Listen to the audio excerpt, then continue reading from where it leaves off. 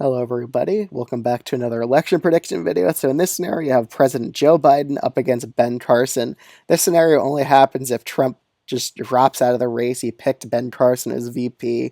Trump could drop out for health reasons. He is 78 years old. He is a fairly old candidate. So this scenario could happen. And Ben Carson, he's on the VP list. He's mentioned a lot on that rumored VP list.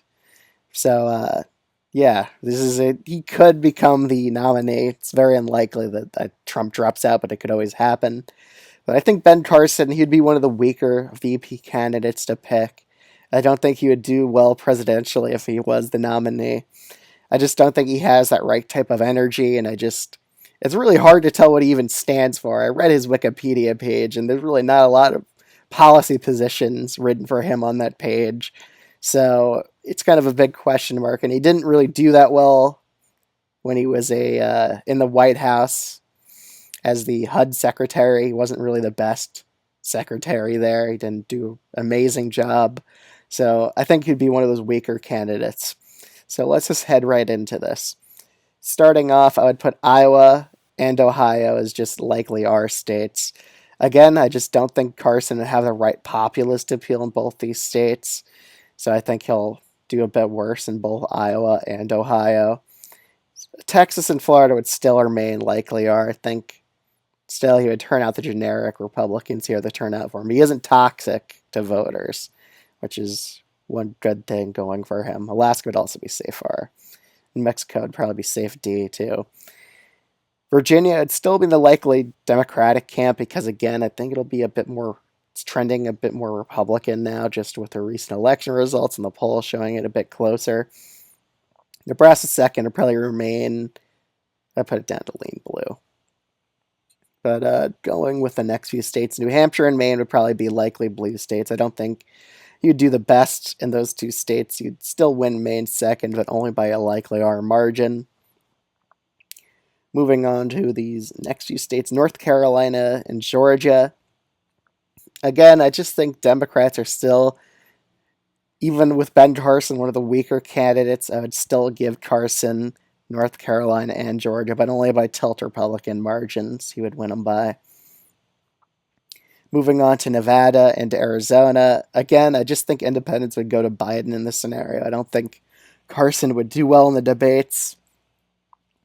And I don't see him doing the best here. So I have Nevada going as lean blue, and Arizona, he's a bit of a boring Republican, and that's kind of good for Arizona typically. He's not really toxic to Republicans' chances, so Nevada is a bit more Democratic than Arizona in this scenario. And now we're down to the 4 Rust Belt states. So I think Minnesota would go to Biden by a likely blue margin. I think Carson would struggle in the Rust Belt. He doesn't have Trump's energy. He's not the usual politician either. He's not really experienced. I really think that inexperience would show in this election.